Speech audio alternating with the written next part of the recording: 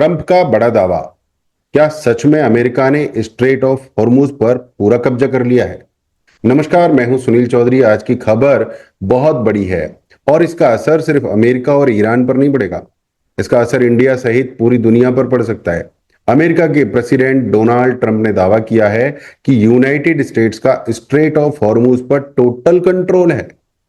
Trump ने अपने truth social post में अमेरिकी नेवल ब्लॉकेड को वॉल ऑफ स्टील तक कहा। उनका दावा है कि ईरान अब इस रास्ते पर कुछ खास नहीं उखाड़ सकता। लेकिन यहां एक बात समझना बहुत जरूरी है। ट्रंप का दावा एक तरफ है और जमीन पर सिचुएशन दूसरी तरफ है। हम सभी को पता है, ट्रंप बड़ बोलेपन की एक दुकान है। ईरान ने ट्रंप के इस दावे को खारिज किया है। ईरान का कहना है कि स्ट्रेट ऑफ हॉर्मुज तब तक पूरी तरह नहीं खुलेगा जब तक अमेरिका उसकी मांगों पर सहमत नहीं होता। अब सवाल है, स्ट्रेट ऑफ हॉर्मुज इतना इंपॉर्टेंट क्यों है? देखिए, ये कोई छोटी सी समुद्री गली नहीं है। ये दुनिया के सबसे इंपॉर्टेंट ऑयल रूट्स में से एक है। इस रास्ते से दुनिया के ऑयल ट्रेड का बहुत बड़ा हिस्सा गुजरता है। इसलिए अगर यहाँ शिप्स की मूवमेंट रुकती है तो सिर्फ ईरान और अमेरिका परेशान नहीं होते, पूरी दुनिया की इकोनॉमी पर असर पड़ता है। और इसका असर अब ऑयल प्राइसेस में भी दिखाई दे रहा है।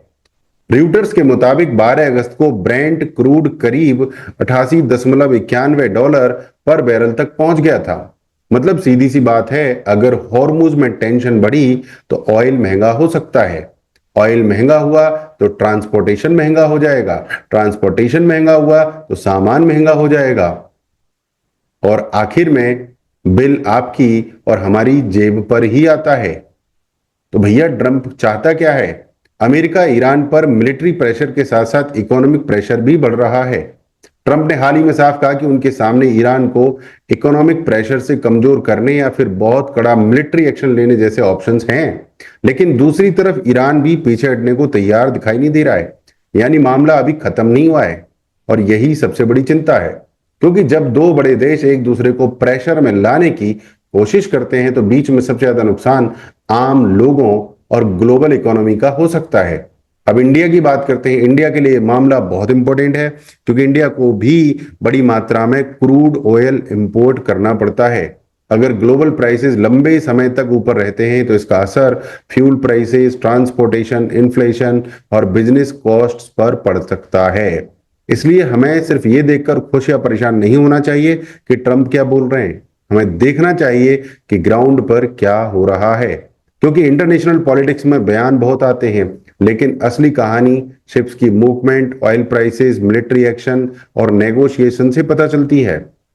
और अभी सभी से सबसे ज्यादा इंटरेस्टिंग बात यही है कि अमेरिका कह रहा है हमारे पास कंट्रोल है, ईरान कह रहा है नहीं, रास्ता हमारी शर्तों पर खुलेगा। तो असली सवाल है, हॉर्मुज पर आखिर किसका दबदबा रहेगा? और उससे भी बड़ा सवाल, क्या ये लड़ाई किसी समझौते पर जाकर रुकेगी या फिर ऑयल और ग्लोबल इकोनॉमी को इसका और बड़ा प्राइस चुकाना पड़ेगा? स्थिति तेजी से बदल रही है, इसलिए ऐसी बड़ी इंटरनेशनल खबरों में इमोशन नहीं, फैक्ट्स के साथ चलिए। मैं हूं सुनील चौधरी। अगर आपको ऐसी खबरों का सिंपल सीधा एनालिसिस पसंद आता है तो चैनल को सब्सक्राइब करिए और वीडियो को शेयर जरूर कीजिए। जय सनातन, वंदे मातरम।